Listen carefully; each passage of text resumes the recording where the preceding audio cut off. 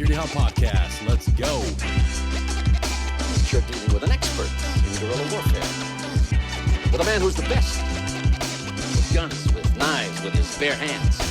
A man who's been trained to ignore pain, ignore weather, to live off the land. Job was to dispose of enemy personnel. To kill. Period. Win by attrition. Industry. Oh fuck, we had a prolific figure in 7th group for a long time, and he used to go down south and say that his name was Poncho Liner.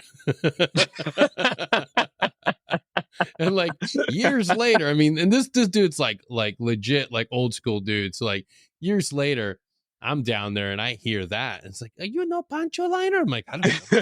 Who the fuck goes down here and says their name's Poncho Liner? Well, married to Whoopi. Yep. I dare not say the real man's name. It's a real individual. He's like I said, a prolific guy.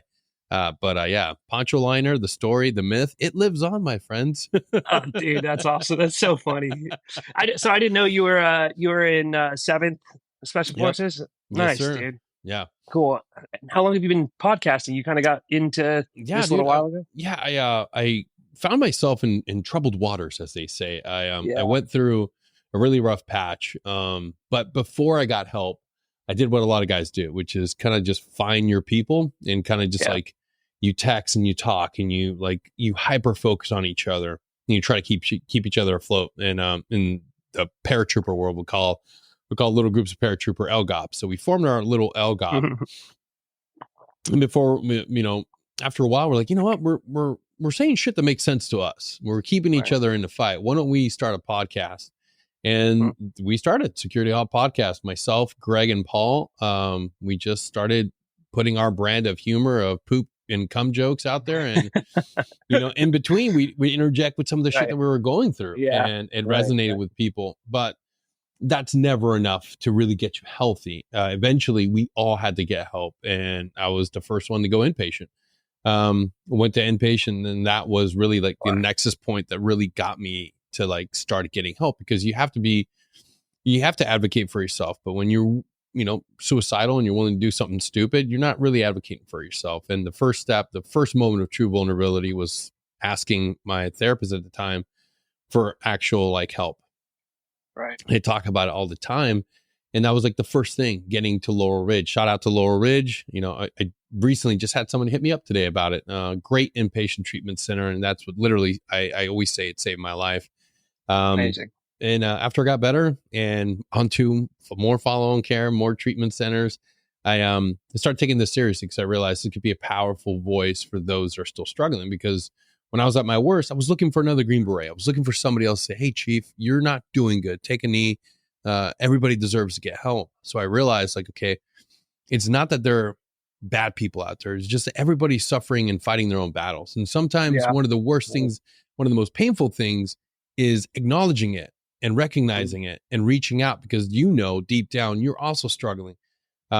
So all that bitterness and anger really quickly dissipated when I realized, man, everybody's going through their shit. I mean, you desperately want somebody to be there, but in order for somebody to hold space for you, they got to be healthy. And that's something I realized we really have a lot of. We have a lot of people focused on the mission.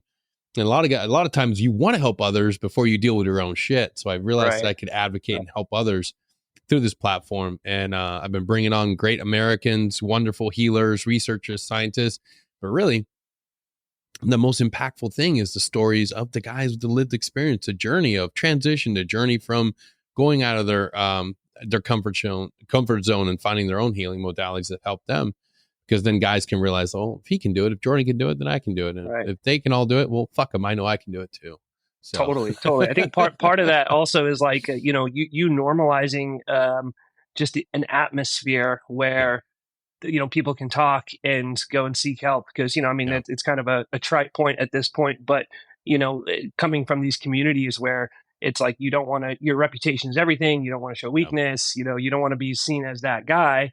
And, so that kind of, you resist going out and seeking your own help because of what the implications of that are. So part of what the mission of just doing all this stuff is just sort of like, I want to get to a point, and it sounds like you probably as well, where it was like, oh my God, another veteran wellness thing. Like, you know what I mean? Because Yeah. it's so ubiquitous and it's so like, it just is the standard. Right now, it's like we're advocating for a thing that's starting to get there, but is not Yeah. there, So, you're doing Yeah. God's work, man. Oh yeah. I think it's once we get out, everybody starts finding and going through the same journey. And I think it's just I want more people to find it while they're in, because the reality is we need soft professionals in the job. We need Totally. Rangers, we need SEALs, we need Green Berets, and the guys that are in that senior leadership role. We need those guys in to get healthy, to get better, so they can mentor the next wave of guys. Because that's the important thing. Like I'm not saying that the younger guys don't need help too, but the reality is you need your SAR majors, your senior EH, senior E7 leadership. Exactly. So we can mentor those war fighters, that next generation. Because let me tell you, I've been seeing a lot of drone warfare, and I don't want to teach those guys how to combat that shit.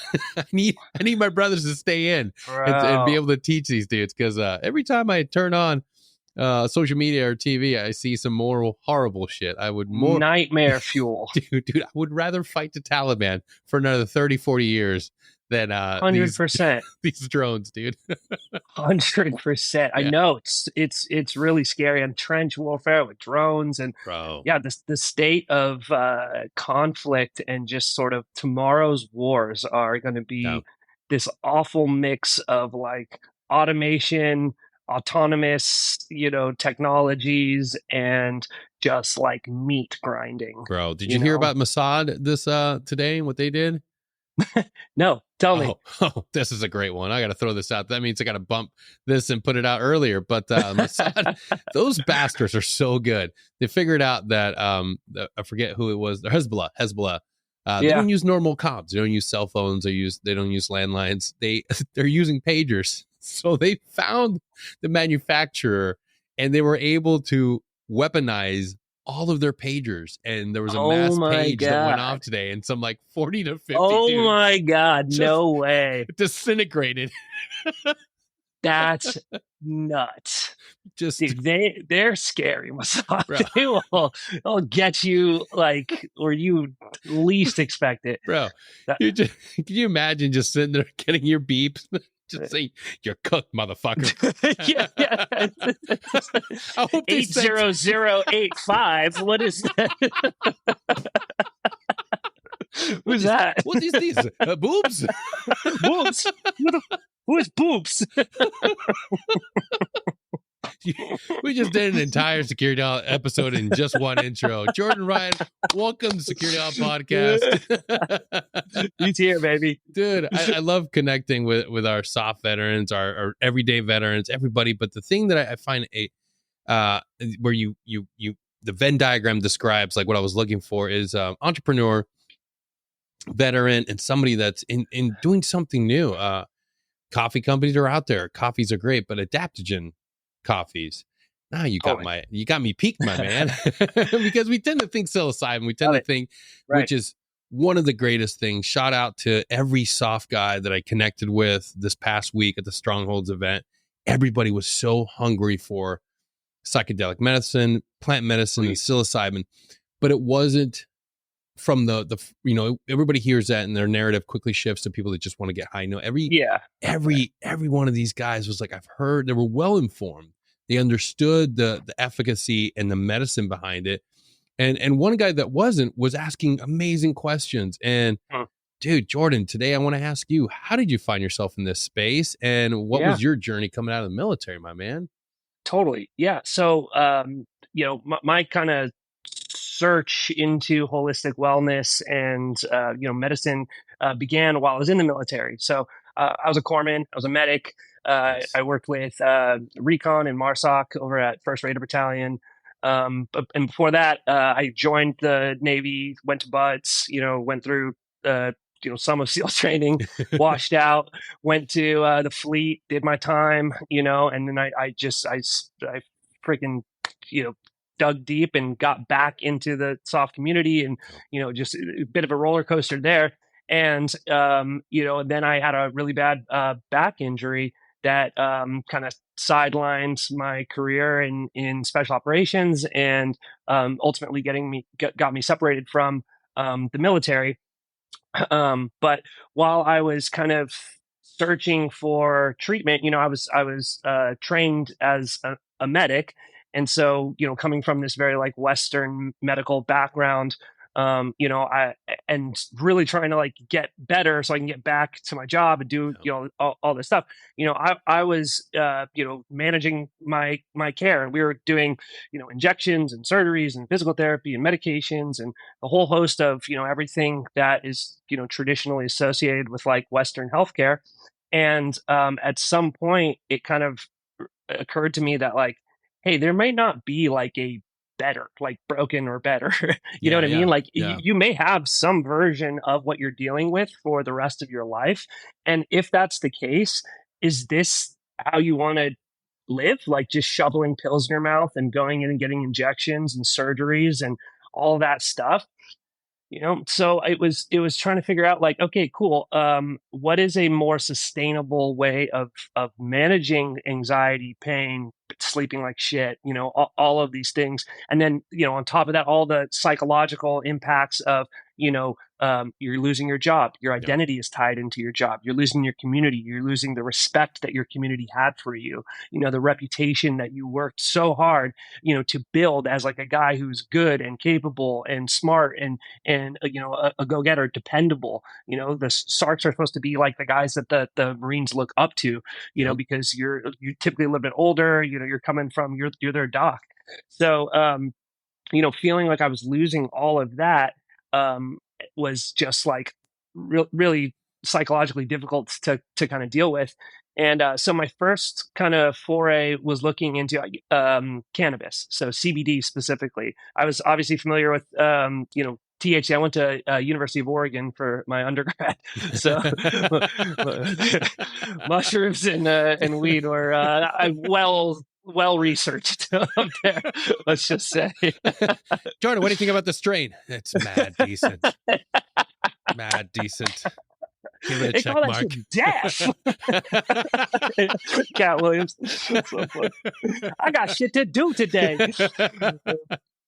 But obviously I couldn't use any THC products, and I remember just like at that time being so like frustrated by that, because yeah, you could know going into it you're not going to be using any THC products. But I remember thinking to myself, I'm like, here I am, broken, right? Or like I'm injured, I'm trying to deal with this thing. Friday night, I just want to sit on my couch and watch a movie and get my heat pack on and like do my thing, eat an edible and like relax.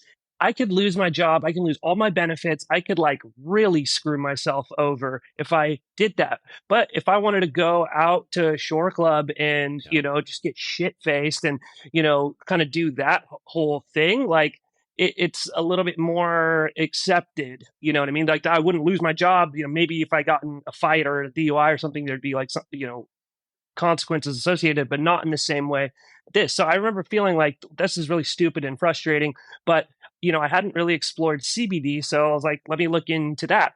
And I started taking some CBD products and was getting a lot of benefit regarding sleep, anxiety. I was using topicals that were like helping kind of like with my muscle spasms and stuff like that. And this was before they made a rule against CBD. Yeah. And Yep. my theory, and like I don't 100% know that this is the case, but this is my theory on that.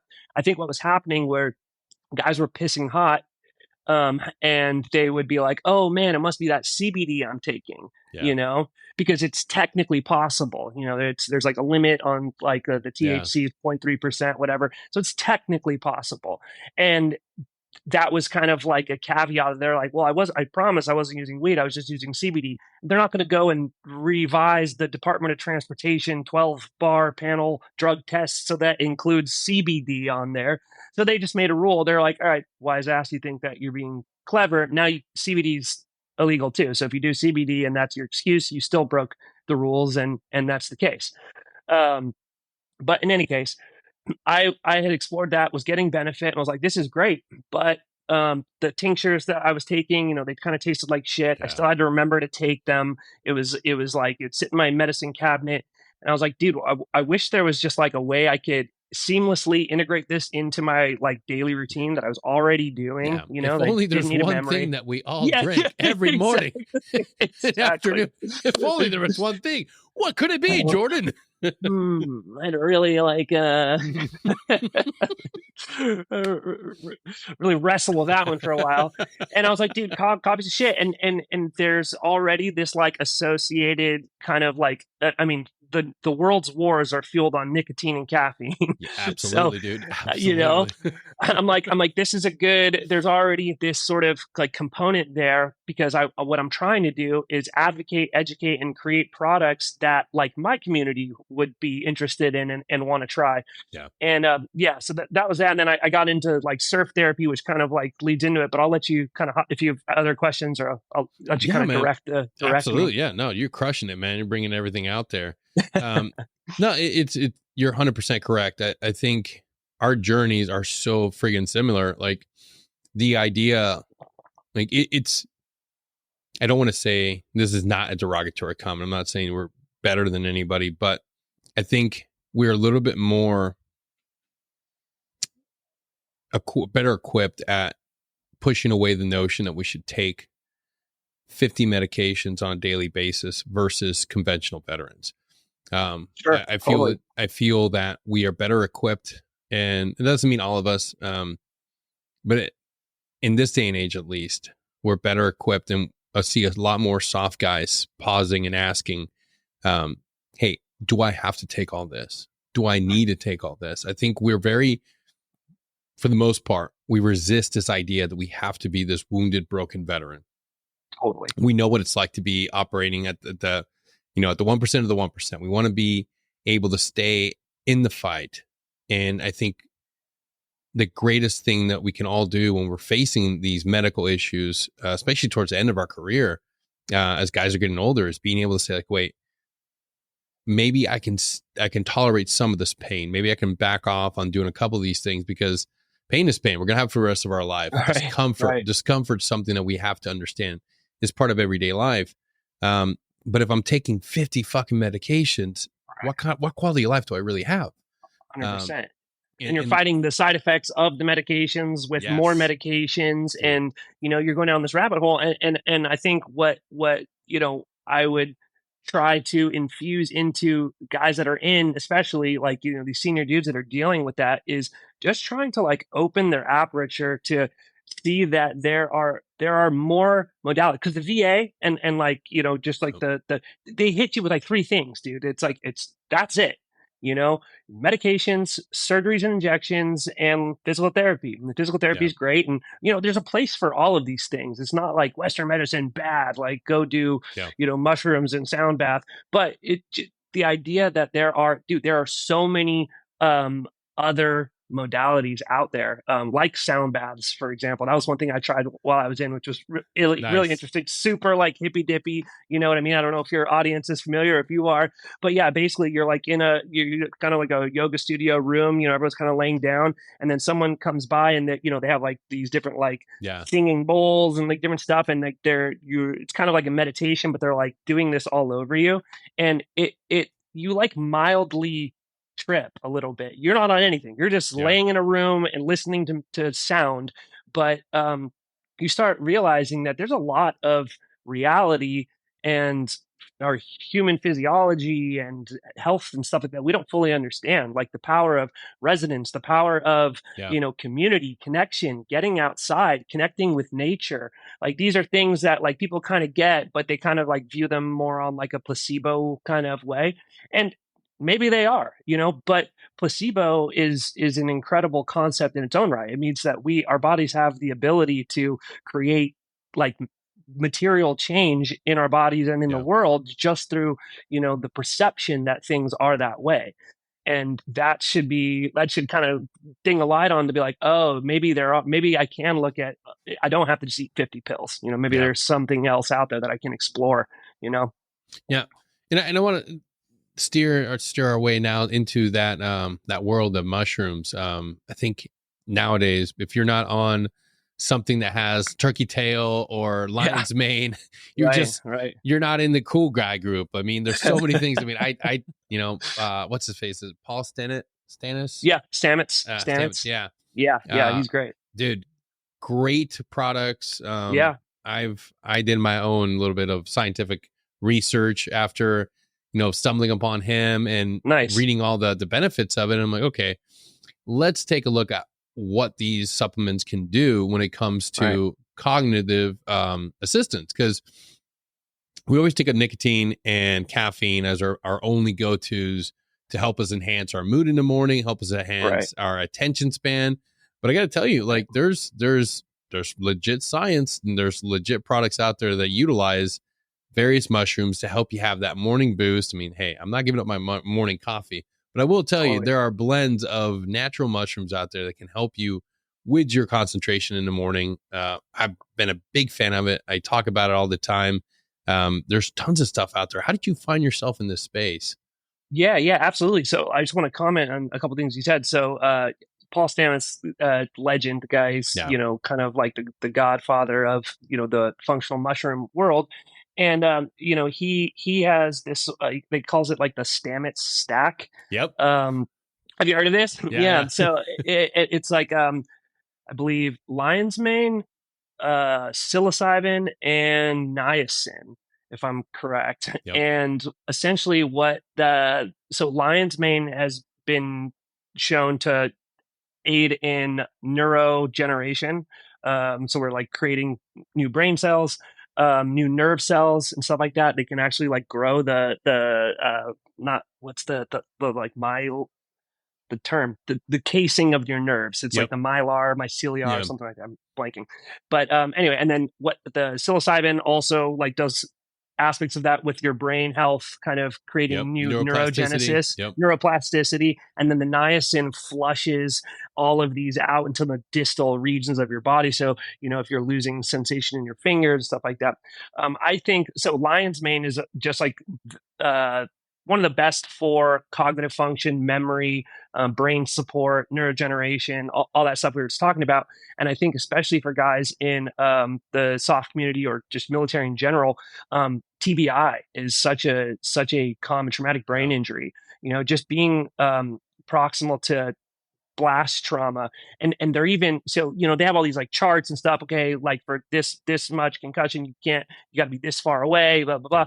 But a lot of that stuff doesn't factor it take into account like the overpressure of the building that you're in, stuff like that. And then there was a guy recently. He was an Army veteran, like National Guard, didn't deploy.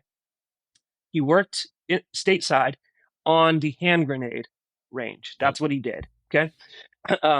He like kind of went crazy at some point and killed a bunch of people.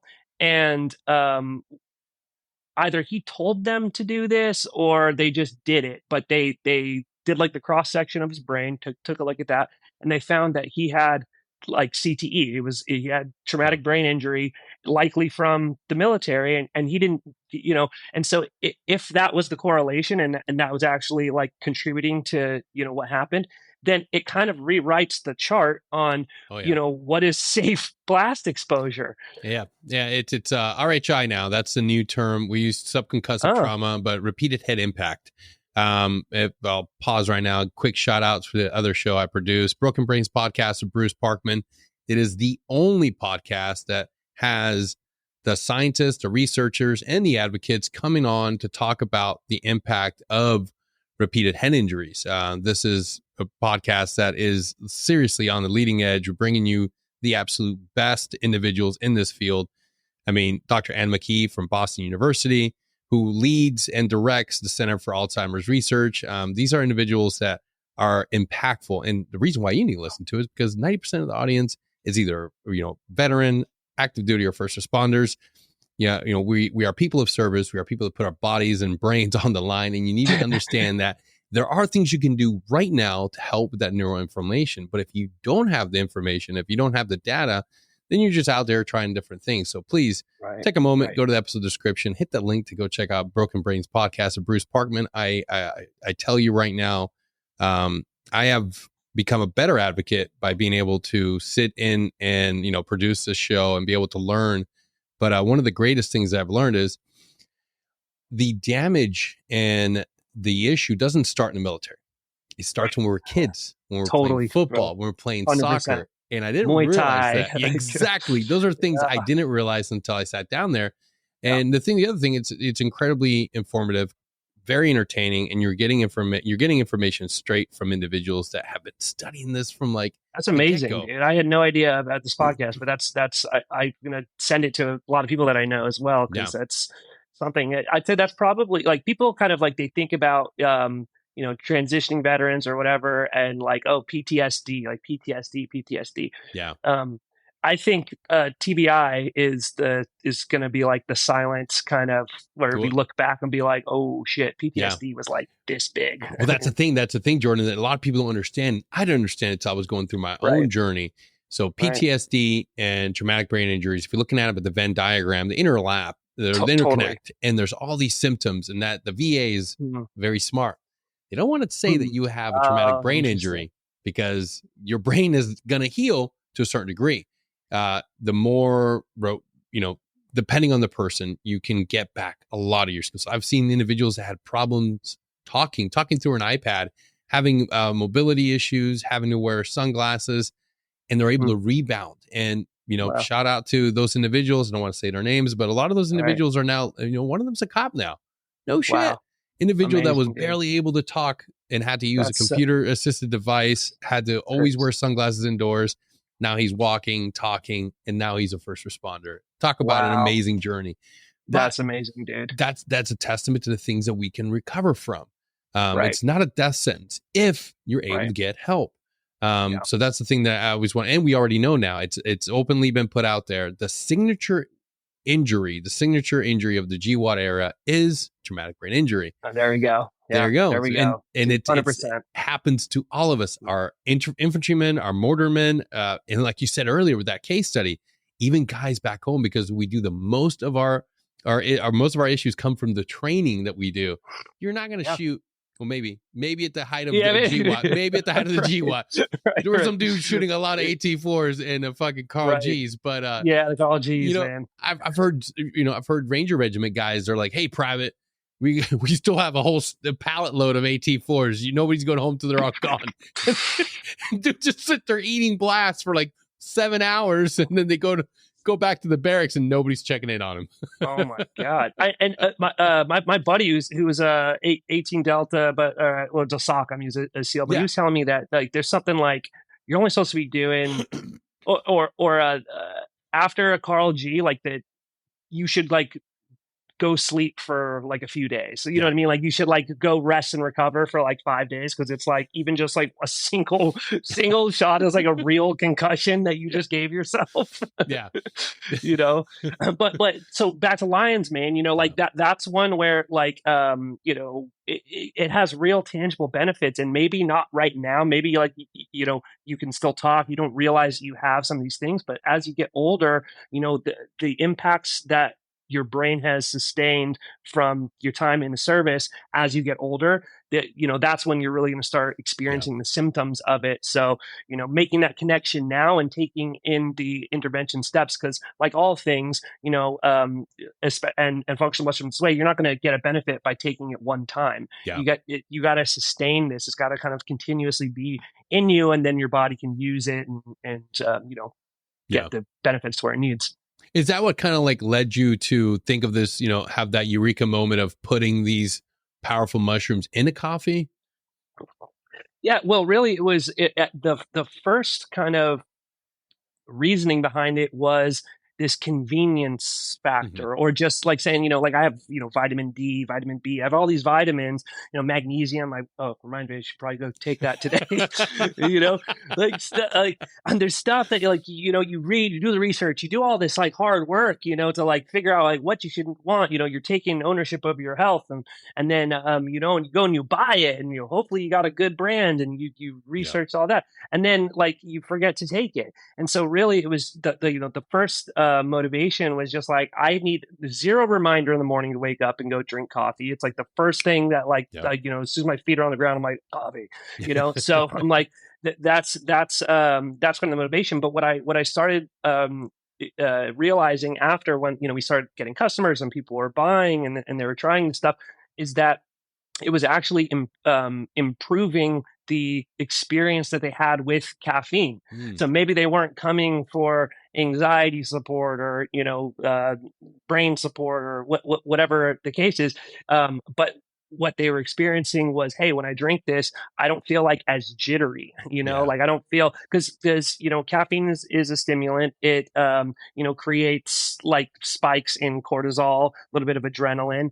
You know, that's why you're kind of like in the zone, but you're not running from anything. You're not. Caffeine is actually a really good physical performance enhancer. Like guys will use it, you know, before they go run like a race and stuff like that. But so you're taking, you know, pre-workout basically and sitting at a desk, you know, you know, because you want your brain to be awake, but your body's like, you know. And so what we started like realizing is like, even beyond the like, hey, you know, functional mushrooms are medicinal and they're good for you, and this is all these other host of health benefits that you should take it. You know, it kind of like, hey, do you have discomfort drinking coffee? Do you wish that you could drink that 3 p.m. cup of coffee in the middle of the day and not feel like cracked out at 8 p.m. at night, you know, when you're like trying to wind down and get ready to go to bed? So it kind of just expanded our audience towards, and especially, you know, like I said, my first products were CBD infused coffee, kind of same deal. And once it became that like active duty guys couldn't use CBD products, you know, I had to kind of like adjust. Well, I can't just continuously go after a demographic that a job won't let them drink, you know. I did think of an ad campaign that was like, WINDANSEA Coffee. The government does not want you to drink this coffee. Dude, I think it would work, but you'd have a lot of pissed off customers. Yeah, 100%. 100%. Dear Jordan, love the coffee. Love the coffee. Do you have any openings at your business? Because I'm gonna need a job in. I hope you're hiring. We hire vets that got fired by drinking our product. Put it in my window. Funny you ask. We have an internship. Yeah, exactly. It's a pipeline. Oh man, dude, how was it going through your transition too? Because that's another thing that it's. I would imagine you probably didn't have this, or maybe you did. Did you have this idea already brewing before you transitioned, or did you have your exit and develop this in flight? Yeah, I kind of developed it in flight because, you know, getting out, I probably would have not done a full 20 in the military anyway. It's just, you know, I like my freedom a little bit too much to do 20 years. Bro, we sorry to pause again. No, of course. Dude, that is such a powerful thing to know about yourself. And I tell that, and I want to honor this moment by letting guys know, if you're listening, there's nothing wrong with coming in, doing a few years, figuring out what you enjoy, getting some experience in life, and then getting out. Not everybody has to do 20 years. And that's like, for sure. So many people have this mentality when they mentor guys. It's like, oh, I'm mentoring my guys to do 20 plus years. It's like, or maybe they're doing 4 or 5 and you get the best dude ever. And then you help them on that transition. And I hate 100%. Seeing guys, even in special operations, I hate seeing guys that, and I get it. There's a negative connotation with, we just spent all this money, all this training on you, and you're only giving us 4 or 5 years. I'm like, yeah, but he gave you the best 4 or 5 years. He did everything. He went to every school you sent him to, helped the guy out on his transition. Like, 100%. Is that something that you and if they want to retain you, then like that's on them, dude. Like, motivate me. Like, people respond to incentives. You know what I mean? Like, do you know how many guys I know that got out because they're some bureaucratic whatever the thing meant that they weren't going to get their 90K reenlistment, and then, you know what I mean? And they're like, wait, what? Oh, you did the STAR program and you got, you know, just some paperwork shit. And they're like, all right, well, I'm out. Deuces. You know, like, what are you doing? Like, that's kind of on you. And what you know, that's not, I think, guilt tripping you into not leaving, or the other thing where they're like, it's really hard out there. Like, what are you going to do? You don't have any transferable skills, all of a sudden they kind of like scare you, or they try scaring you into that. But, talking about freedom, like one of the things that kind of gave me a huge appreciation for all jobs in the military. Like that, I think you kind of go into it, a little bit with your nose up, like, oh, special ops, those are the best jobs. This is what we want to do. But you're like, dude, everyone is sacrificing. Like Yeah. everyone is missing birthdays. They're not home with their family, and they probably have a shittier deal than you do. You know what I mean? Like they're in big Navy. They're doing that whole thing, and it's so anyway, it just gave me like a lot more appreciation for just like the sacrifices that everyone is making, kind of regardless of where you're at. But you asked me about the transition. So I got out a little bit earlier than I was maybe expecting, and coming from a medical background, I was like, oh well, like looks, like I guess that's what I'll go do. Maybe go be a PA or something like that. And um, I every time we would do like our hospital rotations or like do stuff like in the hospital, I like I liked medicine, but I really didn't like that work environment. Yeah. Like Yeah.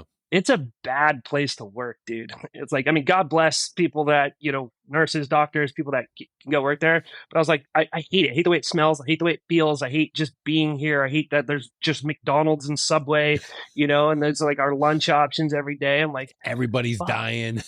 Yeah. It's a sad, it's not, no one's like partying at the hospital. Like, where should we get married, honey? Like, how about the hospital? Really bad vibes. Just really bad vibes. Yeah. Just didn't like the vibes. So I said, fuck this. Why is everybody in a hurry? I'm going into business. Screw this.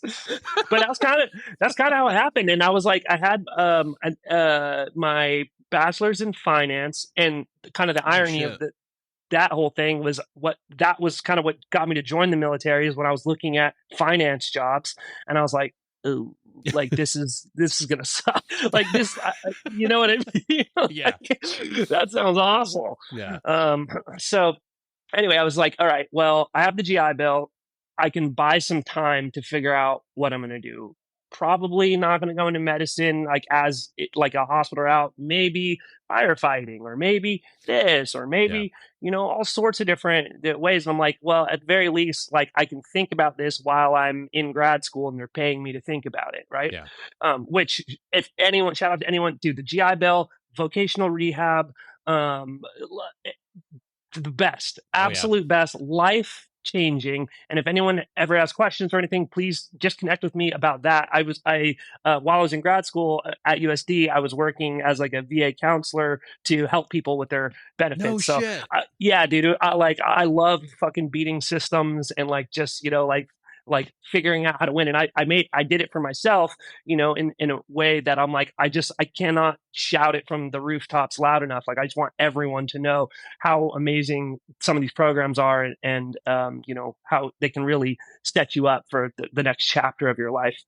Nice. Well, we'll definitely be hitting you up after this. Cool. I know myself, I've got a VRE cult going on with a lot of guys. Sick, dude. VRE is the best. I love it. Any additional information is always great, because we're just, even now, we think you have it figured out. We've gotten everybody, their amazing MacBook laptops with everything they need. We've got them at but we're finding out additional things you can do, because the counselor is not going to tell you the answers to the test. You have to go in there and explicitly ask certain things to get certain things. So which is kind of funny about Voc Rehab. It's kind of funny that way about Voc Rehab, because you think that like the VA counselors, who work in vocational rehab, they're like, they're helping you do this. And like, they're very much like a gatekeeper, because I think it's such like a dope program that they're like, we can't just give this to everybody. We need some people to like, so it can be a little tricky sometimes, but like, it's not that hard, and it is your right, or like your entitlement, I guess, you know what I mean? Like, so I don't think anyone needs to feel bad about it. But anyway, so I was doing that, so I'm in grad school, I'm getting my MBA, and I'm studying what's my minor? It was a computer science, and then it was a data analytics and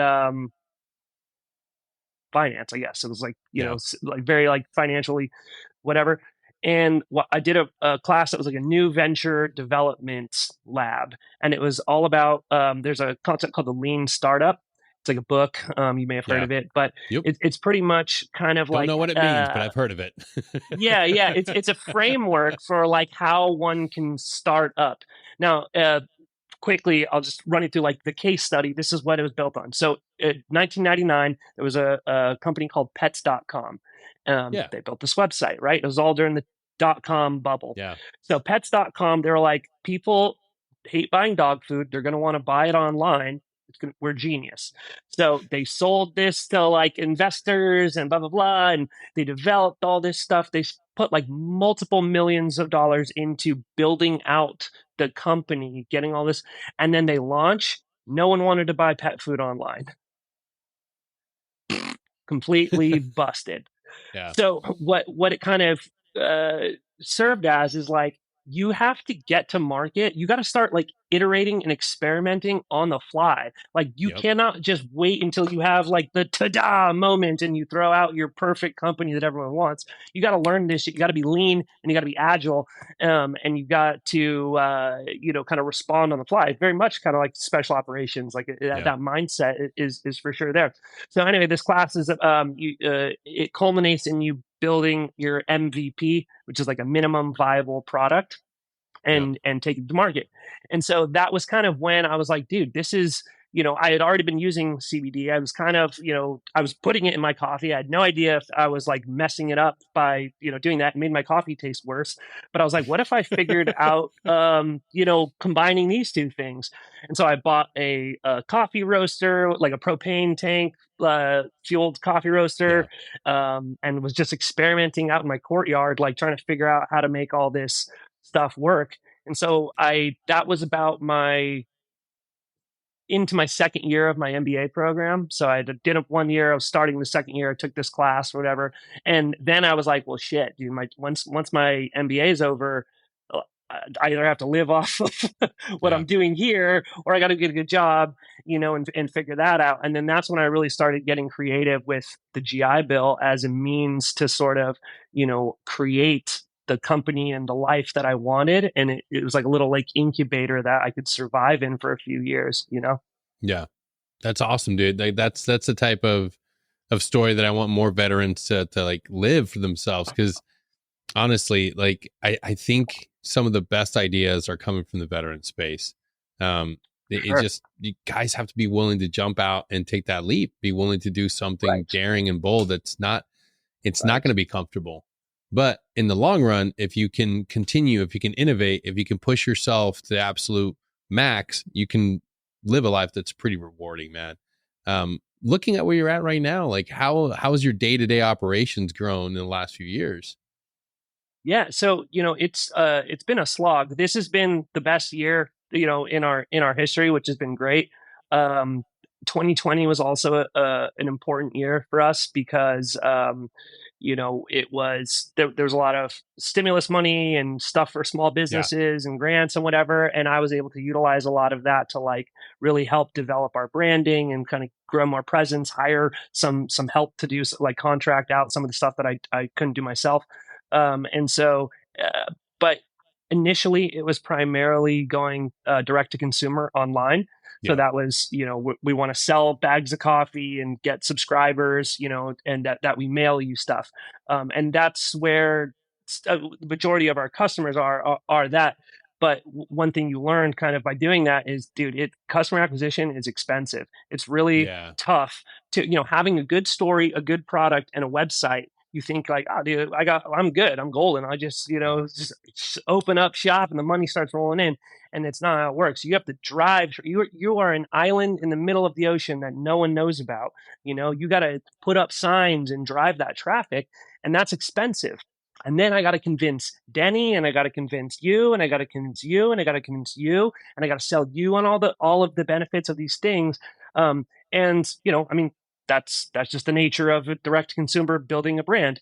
But 24 and into 25, 2020, 2024, 2025, my focus has really been finding more wholesale opportunities. So now we're being Yeah. served out of a couple different coffee shops and stuff. And now it's like Nice, they're getting dude. foot traffic. Yeah, dude, it's great. It's actually been game changing and really sort of like breathed a little bit of new life into not just the B2B side, but also in our direct consumer. Because now you can take that money and, hey, let's get better copy. Let's go do a photo shoot. Let's go do some of the stuff. Let's do a giveaway. And podcasting, honestly, podcasting has been another kind of like end of last year into this year. And then I recently just started one too, just so I could kind of do the same thing you are, man. Just like get in the position where I can have conversations that I wouldn't have had elsewhere. I can learn, and it's a great tool for creating content. You know, taking one Absolutely. long form piece of content, chopping it down, and spreading it out through all your channels. There's a better. You try finding efficiencies in what you're doing, because you know no one has time to go make TikTok videos and then make a LinkedIn post and then go do some Instagram and then go. You know, if you can get economies of scale by doing all these things, you know, that's been what I kind of trying to figure out this year, you know? Yeah. A thing that's helped me a lot is automating everything through Buffer. Shout out to that $1 million company. They don't need to plug, but I will do it because it might help some people out. Yeah, man. Buffer. I don't do shit. Tell me more about it. On these things. So basically I create all my, all these long form videos. I take that, chop it up, find the best and most hook worthy moments in the podcast, right? Create all my reels, and then have, I give them my 1 through 10 Denny approved score rating of which one's the best. Right. And then using my analytics from all my social media, I look at when to post at what time for each one of my channels. And then all that gets put into Buffer. So I upload the videos, the captions, everything on Buffer, and it'll automatically post. So if you see, like, if it shows that I'm online, the reality is, I hate to tell you guys, it's my Buffer account. Buffer's what about on your OnlyFans? What about that's the only one I manage on my own. That was you. Me. Look, okay. I thought I recognized that freckle anywhere. Speaking of OnlyFans, we are a small farm to table podcast, and we appreciate all you following. We just hit 10K. It was a sprint to get to 10K, and we did it. So to you listeners out there, for all you loyal followers, today and today only, head on to the link in bio, click our OnlyFans link, and enjoy a 48 hours free access to my feet pics. Dude, you're so generous. Now, don't get greedy. It's 48 hours. Don't get so enjoy. greedy.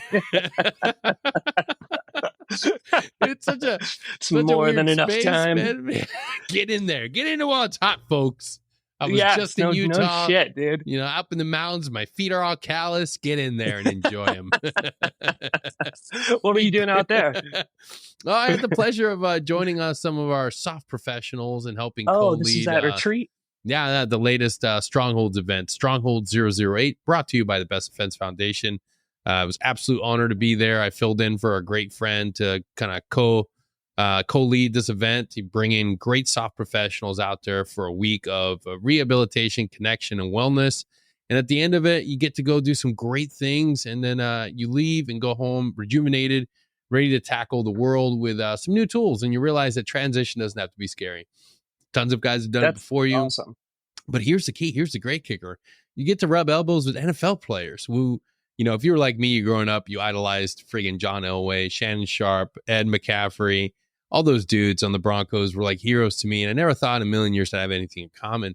And here I am friggin' years later. And awesome. Thanks to this amazing organization, I get to sit down with some Super Bowl winners and be able to sit down and talk with these guys and realize that transition sucks for everybody. Like when you're off the team, you're off the team. Very few NFL players have the God-given ability to continue doing this for decades after decades, and then have that, multi-million dollars saved up, because a lot of NFL players are working players. And even if they win Super Bowls, they haven't been doing it for that long. And some of the stories, honestly, like interconnected with ours, where it's like, fuck, dude, like they didn't know they were dealing with repeated head impacts. They didn't, or the severity of it. And then you get these soft professionals talking, sharing their stories, and you realize like, oh shit, we all have a piece to the puzzle. And that's the other great thing about these events. guys are there to get help and assistance, but at the same time, when you're sitting around the fire talking, you have a piece that might help somebody else. You might have come across a modality that helped you in your journey.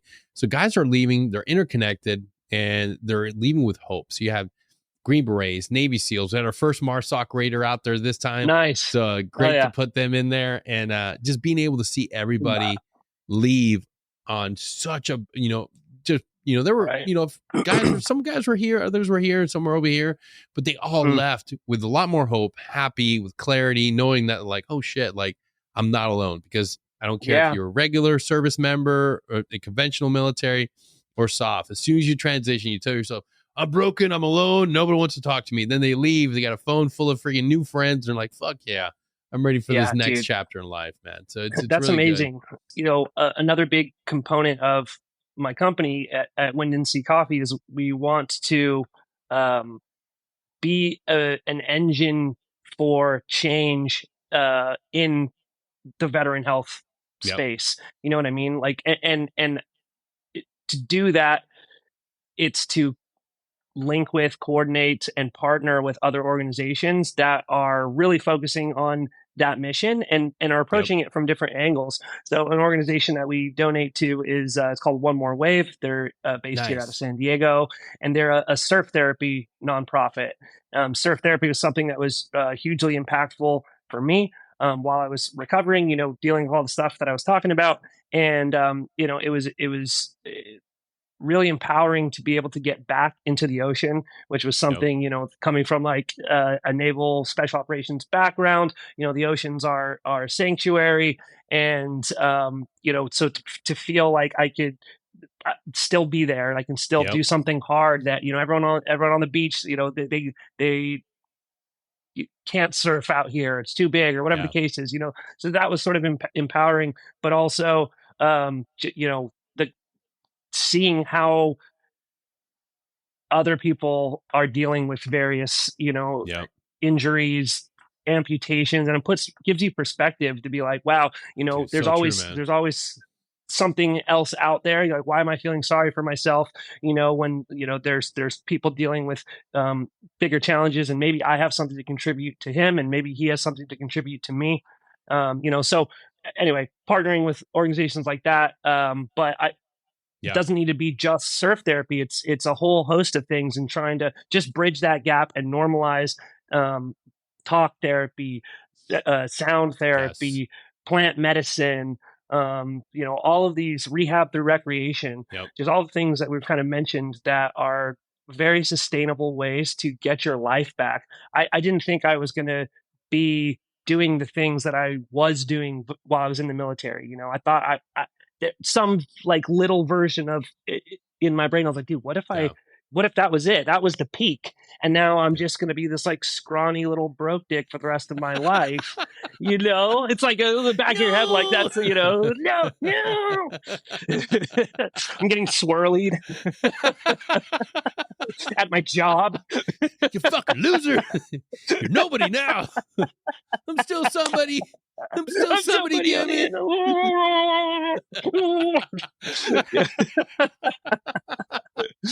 Oh my God. So I was like, dude, that cannot happen. Cannot happen. So it's just there. It doesn't have to, dude. It really doesn't. Like there's a road back for everybody, and it's just about finding those little guide stones along the way that can kind of point you to that. Absolutely, brother. Real quick before I let you go, what are some of your pro tips for any veteran out there looking to start a company, whether it's a resource that you plugged into or a better benefit that really helped you out? For sure. So I kind of mentioned earlier, but GI Bill is like an incredible tool, just because it kind of gives you a little bit of space, and you got to be strategic about kind of how you use it. But I think what's hard for a lot of people transitioning is they're like, what do I do next? I had this conception of my life prior, and now I got to figure out some new version of this. And the bills still got to get paid. Like, so, doing something where you're bettering yourself, you're improving your hireability, or whatever while you're in school, but also kind of giving you that little bit of buffer time to figure out what you want to do. That was super impactful for me. I also got involved with a lot of like incubators. Bunker Labs was one of them that I used, and they were awesome. They really just helped kind of connect me with more people.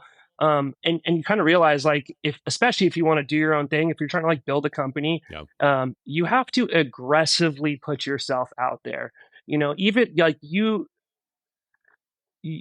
should network with things that you sometimes don't even think will be useful. Why would I go to that?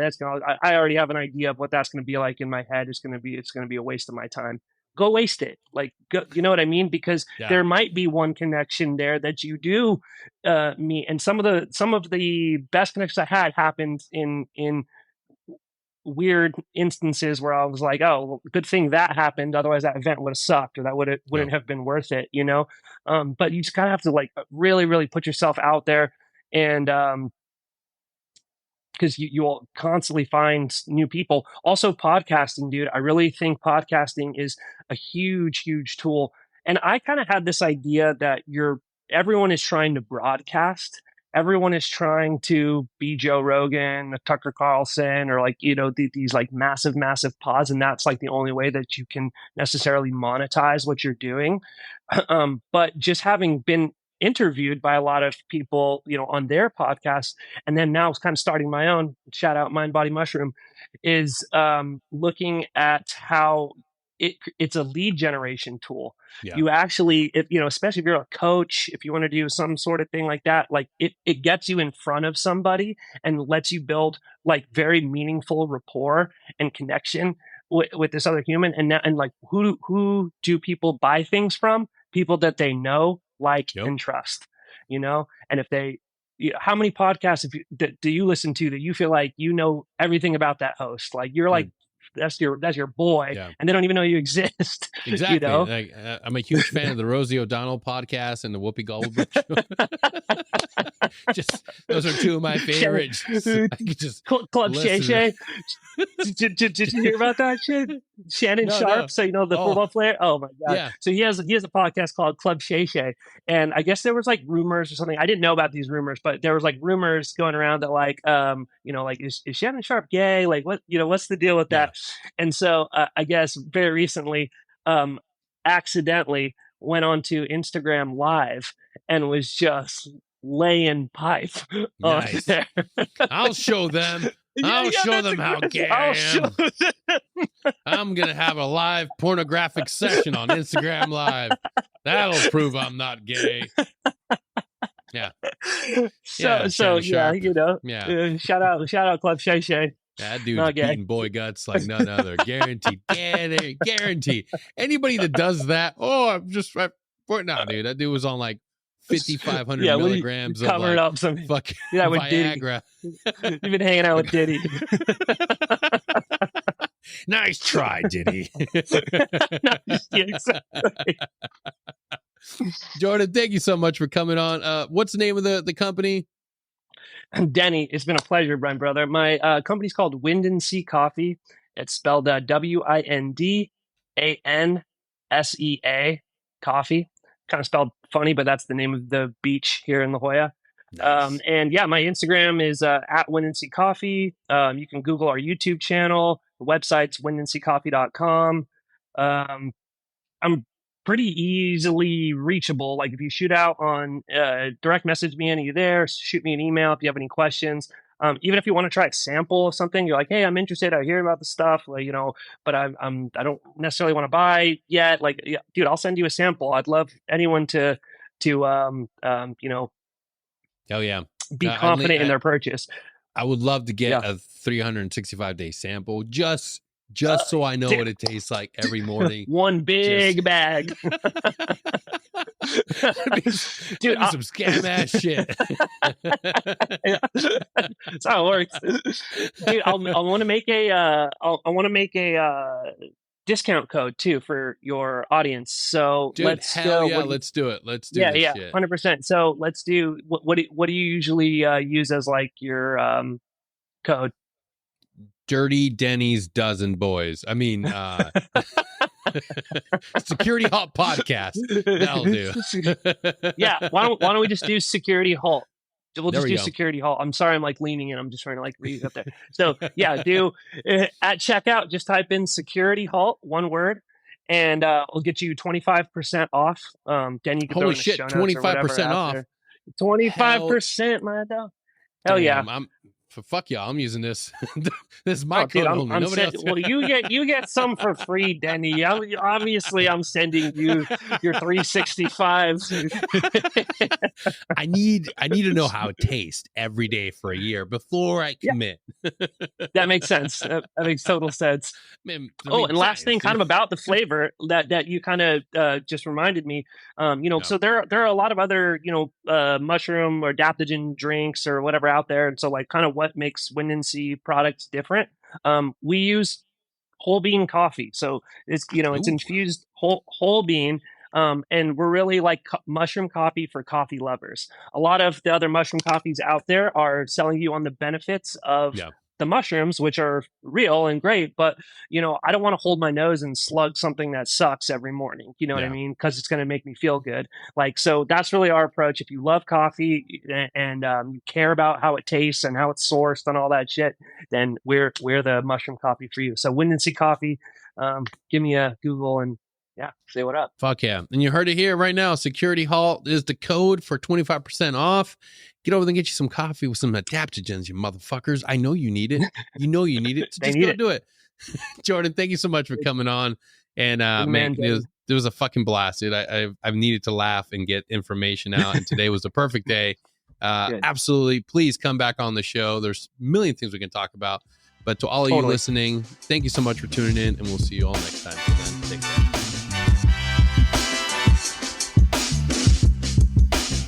If you like what we're doing and you're enjoying the show, don't forget to share us, like us, subscribe.